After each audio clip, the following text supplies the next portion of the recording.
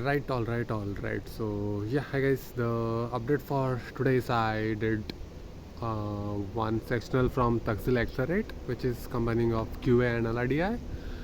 Along with that, I also did CAT-2019's couple of passages as well, and I noticed that I have done the same passages last year, 1 year back. So I most of the times remember the passages as well as, I mean, not word to word, but I get the gist of the passages and as well as the questions, some of the traps, not all of the traps, not the details, but basic traps. I still remember it by giving it last year. So it's a perfect segue for the topic which I got from you guys, that you are able to solve a particular RC or a conflict between two options before in the test, but after the test you are able to solve it pretty easily.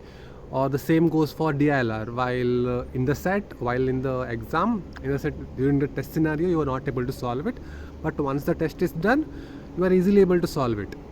So there are multiple factors for it, like uh, while in the test there is obviously the time pressure, the pressure of the exam, all of those things. But one more thing is like while in the test you are solving it from zero, right? You don't know anything about that particular set, you're starting it from scratch. But after a test you are already from maybe from starting it from 50, not from zero. So it's not same, right? Along with that, while test, what you might have done is like you might have seen it from different scenarios, like you have seen all of the conditions, ifs, buts, all the best case scenario, all the worst case scenarios. And now what exactly happening is that you know all of those scenarios and you're looking from a different perspective. That might also be a reason, that might be the biggest reason, according to me.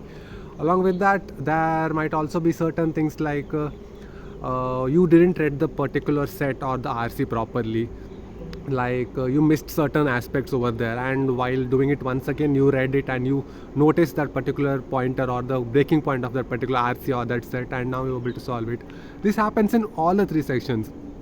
In RC or in DILR definitely, in QA also in some of the questions it happens, like once you do it once more you're able to do it very easily, but during the exam situation, because of pressure, because not seeing it from a different perspective, you're not able to solve it.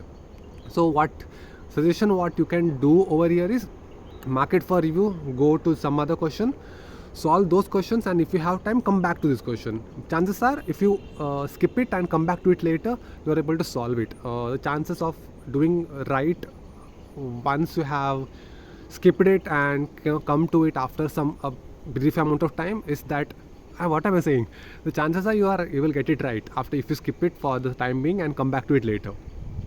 I hope you got what I'm trying to say, right? So yeah, after you complete the test, when you are trying to solve that particular question, you're not doing it from zero, you're not doing it from scratch. You already have a certain build for that particular question. You're already at level 50, not at level 0, and you are building it from level 50 to 100. So it definitely will be easier or much easier, because you already know all the conditions, you already know all of the conditions, you don't have to read it once again, or you might have missed a condition or two. And exam pressure and the time pressure is always there, but apart from that, these are the these are the things which makes you not solve or solve the question after the test. So yeah, this is the I gave you one solution for that. One more solution is that to give as much test as possible, or to expose yourself to this kind of situation as much as possible, so that when it matters you deliver, right? So the more you practice, practice makes the man perfect, that's the saying. So more you practice, the better you will get at that same position. So yeah, that's it for today. If you have any doubts, drop it down in the comments. I will maybe address that in the next video. So, and also to let me know what have you done today, what was your target and what's your target for tomorrow. So yeah, see you in the next video. Bye bye.